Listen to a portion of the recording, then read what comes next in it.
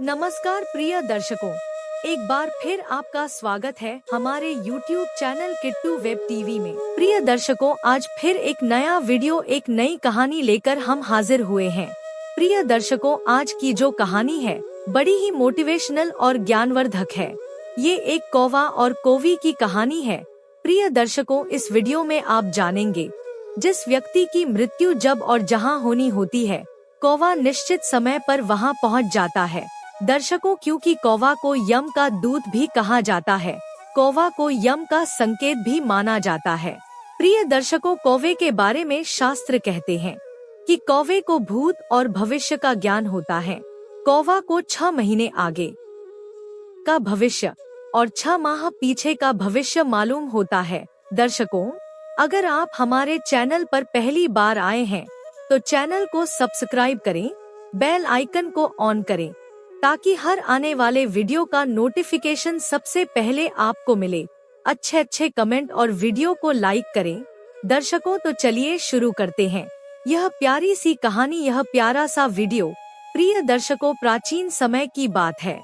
किसी जंगल में पीपल वृक्ष पर एक कौवा का जोड़ा बैठा हुआ था।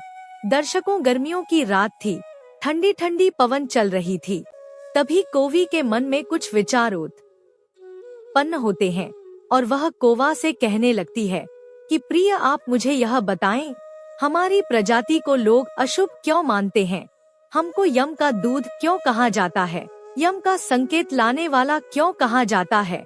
प्रिय दर्शकों, कोवी कौवा से कहती है कि इसके अलावा आप मुझे यह भी बताएं कि जब किसी जीव जंतु की मृत्यु होती है और जिस स्थान पर उसकी मृत्यु होनी होती है, उस स्थान पर आप कैसे पहुंच जाता है? निश्चित समय पर आप कैसे हाजिर हो जाते हैं? तब कौवा कोवी से कहता है कि प्रिय, आपके प्रश्न बहुत कठिन है, लेकिन आपके प्रश्नों के उत्तर देने के लिए मैं आपको एक छोटी सी प्राचीन कथा सुनाता हूँ। इस कथा को बड़े ध्यान से और चित्त मगन होकर सुनिए, आपके सभी प्रश्नों के उत्तर आपको मिल जाएंगे। दर्शकों, तब कौवा कहानी शुरू करता है और कोवी बड़े ध्यान से और बड़े गौर से सुनती है। कौवा कहता है, कौवा मानव, पशु, पक्षी सभी जीव जंतु के जीवन में समय, परिस्थिति और स्थान बड़ी भूमिका अदा करता है। कई बार जो कुछ भी घटित होना होता है, उसी के अनुरूप परिस्थितियां बनती चली जाती हैं। कलयुग में एक ही चक्रवर्ती सम्राट हुए थे और वो थे सम्राट विक्रमादित्य, जिनके नाम पर भारतवर्ष में विक्रम संवत की शुरुआत हुई। विक्रमादित्य एक बहुत ही पराक्रम, विद्वान, कुशल, प्रजापालक, धर्म यज्ञ एवं परोपकारी राजा थे। कौवा कहता है और कोवी बड़े ध्यान से सुनती है। कौवा आगे कहता है, राजा विक्रमादित्य अपनी प्रजा को पुत्रवती रात्रि में भेष बदलकर अपनी प्रजा के हालात और कुशाल जानने के लिए जाया करते थे। नगर में भ्रमण हेतु निकल जाया करते थे। एक बार यूं ही राजा विक्रमादित्य भेष बदलकर देर रात्रि में नगर भ्रमण हेतु निकले। भ्रमण करते करते मृत वेला का समय हो गया। पांव फटने लगे। भय के इस समय राजा विक्रमादित्य नगर की परिक्रमा वाले मार्ग से गुजर रहे थे। मार्ग के दूसरी ओर घना जंगल प्रारंभ हो जाता था। अचानक राजा ने देखा कि एक नौजवान लकड़हारा कंधे पर कुल्हाड़ी लिए जंगल में प्रवेश कर गया और लकड़ी काटने के लिए एक ऊंचे वृक्ष पर चढ़ गया। तत्काल राजा विक्रमादित्य ने देखा कि एक भयानक रीछ दौड़ा आया और उसी वृक्ष पर चढ़ने लगा जिस पर वह नौजवान लकड़हारा लकड़ी काट रहा था। रीछ को वृक्ष पर चढ़ते देखकर राजा को बड़ा अचंभा हुआ, क्योंकि रीछ तो वृक्ष पर कभी नहीं चढ़ सकता। उस नौजवान लकड़हारे ने जब रीछ को अपनी ओर आते देखा तो उसके हाथ पांव फूल गए और भय के कारण कांपने लगा। प्रिय दर्शकों, इस कथा को कौवा अपनी पत्नी को सुना रहा है और कोवी बड़े ध्यान से और बड़े गौर से सुन रही है। कौवा आगे कहता है कि प्रिय, अब वो लकड़हारा बहुत घबरा जाता है, धड़कने तेज हो जाती है और उसके हाथों से वृक्ष की डालियां छूट जाती हैं, वृक्ष की टहनी छूट जाती है और वो लकड़हारा नीचे गिर जाता है और उसके प्राण फकेरू उड़ जाते हैं। तब वह रीछ वृक्ष के नीचे उतरा और राजा को देखते ही देखते उसने एक सुंदर लड़की का रूप धारण कर लिया और जंगल के पास ही एक मुंडेर पर जाकर बैठ गई। राजा दूर खड़ा यह सब देख रहा था और राजा अपने मन में सोच रहा था कि यह लड़की बना हुआ रीछ अब क्या करेगा। थोड़ी देर में राजा के 2 सिपाही जो रात्रि गश्त पर थे उधर आने के लिए निकले और इत्तेफाक से दोनों सिपाही आपस में सगे भाई थे। छोटे भाई की नजर कुएं की मुंडेर पर बैठी उस सुंदर लड़की पर पड़ी तो बड़े भाई से बोला, देखो भाई कितनी सुंदर लड़की बैठी है, मेरा मन कर रहा है कि मैं इससे विवाह कर लूं। दर्शकों, छोटे भाई की इस बात को सुनकर बड़ा भाई बोला कि बड़े भाई के होते हुए छोटा भाई कैसे विवाह कर सकता है। बड़ा होने के नाते पहले मेरी बारी है, इसलिए इससे विवाह तो मैं ही करूँगा। तब छोटा भाई बोलता है कि इससे पहले मैंने देखा है, इसलिए इससे विवाह तो मैं ही करूँगा। दर्शकों, तब बड़ा भाई बोलता है कि हम तो व्यर्थ में ही झगड़ा कर रहे हैं, क्यों ना हम इस लड़की से ही पूछ ले कि यह लड़की हम दोनों में से किसे पसंद करेगी, वही इस लड़की से विवाह कर लेगा। इस प्रकार आपस में निर्णय करके दोनों भाई उस लड़की के पास पहुँचे। बड़े भाई ने उस लड़की से प्रश्न किया कि हे सुंदरी, आप कौन हो और यहाँ क्या कर रही हो? वह लड़की बोली कि मैं पास के ही एक गांव में रहती हूँ और अपने पति की तलाश में निकले हूँ। छोटा भाई बोला कि तुम्हारा पति कहाँ है? तुम चाहो तो उसे ढूंढने में हम तुम्हारी सहायता कर सकते हैं। प्रिय दर्शकों, इस कथा को कौवा अपनी पत्नी को सुना रहा है और कौवी बड़े ध्यान से और बड़े गौर से सुन रही है। कौवा आगे कहता है कि प्रिय उन दोनों भाइयों की बात सुनकर तब वो लड़की बोली कि अभी तो मैं कुंवारी हूँ और किसी योग्य वर की तलाश में निकली हूँ। तब छोटा भाई बोला कि हम दोनों भाई भी अभी कुंवारे हैं, यदि तुम चाहो तो हम में से किसी एक से विवाह कर सकती हो। तब वो लड़की बोली कि मैं तुम दोनों में से एक से विवाह कर लूंगी, परंतु मेरी एक शर्त है। दोनों भाई बोले कि क्या शर्त है तुम्हारी?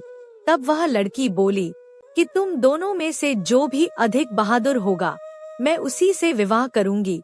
दर्शकों, इतना सुनते ही दोनों भाई स्वयं को एक दूसरे से श्रेष्ठ सिद्ध करने की इच्छा रखते हुए आपस में युद्ध करने लगे। कौवा आगे कौवी से कहता है कि प्रिय, इसके बाद लड़ते लड़ते दोनों भाइयों ने तलवारें निकाल ली और एक दूसरे के पेट के आर पार कर दी। इस प्रकार तड़प कर दोनों भाइयों ने अपने प्राण गंवा दिए। तब वह लड़की जोर जोर से हंसने लगी और उठकर एक दिशा की ओर चल पड़ी। कौवा कौवी से कहता है कि प्रिय, इन सब घटनाओं को राजा अपनी नजरों से देख रहे थे। राजा विक्रमादित्य अपनी खुली आंखों से देख रहे थे। उसके बाद राजा सोचने लगा कि अब यह छलावा लड़की न जाने क्या करेगी। ऐसा सोचते हुए राजा विक्रमादित्य भी थोड़ी थोड़ी दूरी रखते हुए उस लड़की के पीछे पीछे चलने लगे। दर्शकों, अब सूर्य भगवान भी पूर्ण रूप से उदय हो चुके थे, परंतु सम्राट विक्रमादित्य एक रीछ के वृक्ष पर चढ़ने और फिर सुंदर लड़की का रूप बदलने की विचित्र घटना अपनी आंखों से देखकर उन्हें अपनी भूख प्यास व राजपाट के विषय में कुछ भी ध्यान नहीं रहा। कौवा आगे कौवी से कहता है कि प्रिय, इसके बाद राजा को ध्यान रहा तो केवल उसी रहस्यमयी सुंदर लड़की के विषय में जानने का। उस सुंदर लड़की का सावधानी पूर्वक दूरी बनाकर पीछा करते करते लगभग 200 कदम आगे चलने के बाद राजा विक्रमादित्य के विस्मय की सीमा नहीं रही, क्योंकि राजा विक्रमादित्य के देखते ही देखते वही सुंदर लड़की अब एक लड़की नहीं रही थी, वह एक जहरीले नाग का रूप धारण कर चुकी थी। वह जहरीला नाग अब बड़ी तेजी से आगे बढ़ने लगा। कौवा आगे कहता है कि प्रिय, कुछ दूर आगे चलकर एक नदी बह रही थी। वह भयानक जहरीला नाग नदी के किनारे पहुंचकर कुछ क्षण रुका और राजा को देखते ही देखते नदी में कूद गया। नदी के बीचों बीच एक नाव चल रही थी जिसमें 20-25 लोग सवार थे। वह जहरीला नाग उस नाव की तरफ बढ़ने लगा। सम्राट विक्रमादित्य किनारे पर खड़े यह सब कुछ देख रहे थे। देखते ही देखते वह जहरीला नाग उस नाव में कूद गया। नाग पर नजर पड़ते ही नाव में सवार लोगों में भगदड़ मच गई और अपनी जान बचाने के लिए लोग पानी में कूद पड़े। कौवा आगे कहता है कि प्रिय, जो लोग पानी में तैरना जानते थे वे तो तैरकर नदी से बाहर निकल गए और जो लोग तैरना नहीं जानते थे वे सभी लोग पानी में डूबकर मर गए। थोड़ी देर के बाद वो नाग नदी से बाहर निकला और नदी के किनारे किनारे आगे बढ़ने लगा। सम्राट विक्रमादित्य उसके पीछे पीछे चलने लगे। कुछ दूर जाकर राजा विक्रमादित्य को एक बार फिर आश्चर्यचकित होना पड़ा, क्योंकि उस नाग ने एक बार फिर अपना रूप बदला। इस बार वो नाग से एक वृद्ध ब्राह्मण के रूप में था। राजा विक्रमादित्य ने सोचा कि इस भले रहस्यमय प्राणी के विषय में जानकारी लेने का अब एक उचित अवसर है, क्योंकि इस समय यह भले एक वृद्ध ब्राह्मण के रूप में है। अब मैं इससे इसके बारे में सुगमता से पूछ सकता हूँ। यह सोचकर राजा विक्रमादित्य शीघ्रता से उस रहस्यमय ब्राह्मण की ओर बढ़ने लगे। राजा विक्रमादित्य तो उस रहस्यमय बला का पीछा कर रहे थे। कौवा आगे कहता है कि प्रिय, इसके बाद राजा विक्रमादित्य तेज तेज कदमों से चलने लगे। तेज तेज कदमों से चलते चलते उस वृद्ध ब्राह्मण चलाव के सन्मुख पहुंच गए और उसे हाथ जोड़कर प्रणाम किया। उस लावे वृद्ध ब्राह्मण ने भी हाथ उठाकर अभिवादन स्वीकार किया। तब राजा विक्रमादित्य ने उससे प्रश्न किया। राजा विक्रमादित्य कहने लगे कि आप कौन हैं? तब वह बोला कि तुम्हें दिखाई नहीं देता, मैं ब्राह्मण हूँ। तब राजा विक्रमादित्य बोले कि आप असत्य बोल रहे हो, आप ब्राह्मण तो नहीं हो। तब छलावा वृद्ध ब्राह्मण बोला, तो फिर तुम ही बताओ मैं कौन हूँ? तब राजा बोला, तुम वह नहीं हो जो नजर आ रहे हो। तब वह वृद्ध ब्राह्मण बोला कि मैं जो कुछ भी हूँ, तुम्हें इससे क्या लेना देना?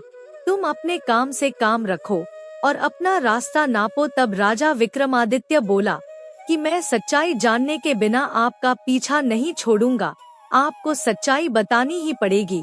तब वह वृद्ध छलावा ब्राह्मण बोला, मैंने तुम्हें बताया तो है कि मैं एक ब्राह्मण हूँ।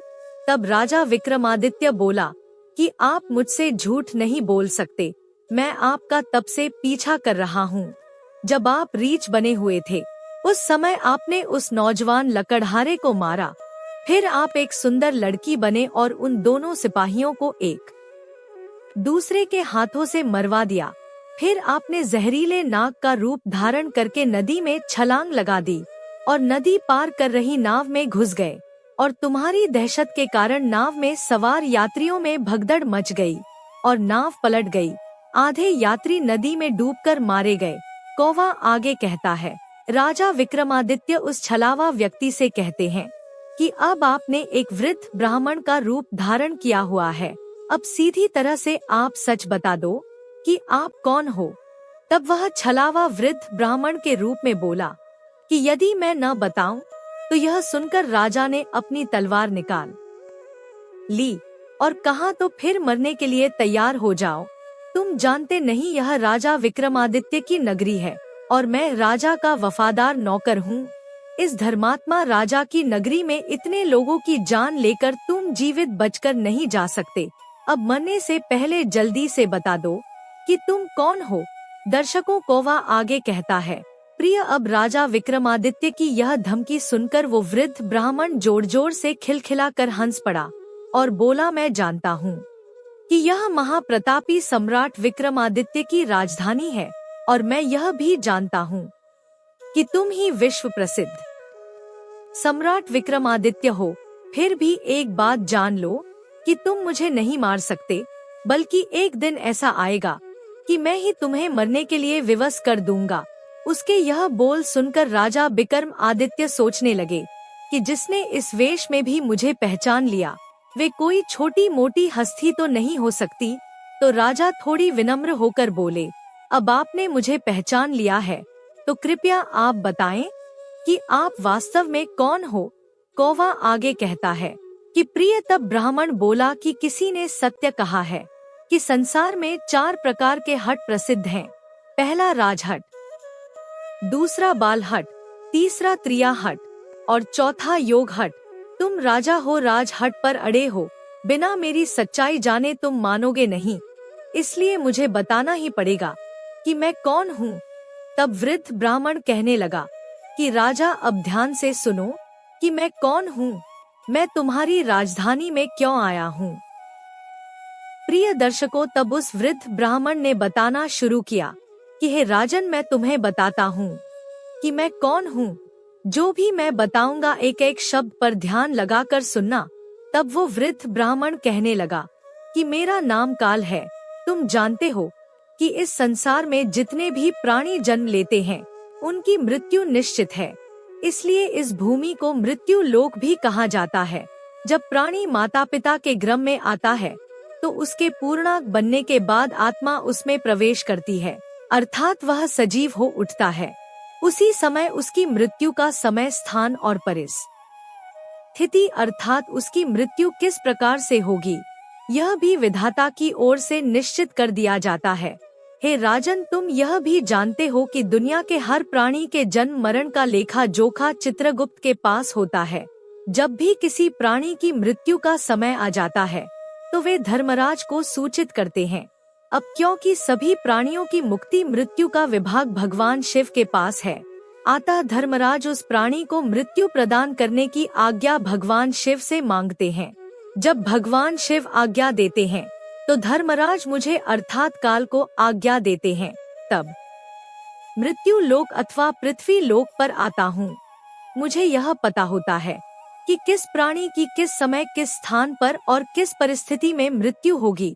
मैं उस प्राणी को निश्चित समय पर उसी निश्चित स्थान पर लेकर जाता हूँ अथवा पहुँचा देता हूँ जहाँ पर उसकी मृत्यु लिखी हुई होती है अथवा निश्चित है, और जिस प्रकार से उसकी मृत्यु लिखी गई है मैं उसी स्थान पर वैसी परिस्थितियाँ अथवा हालात बना देता हूँ।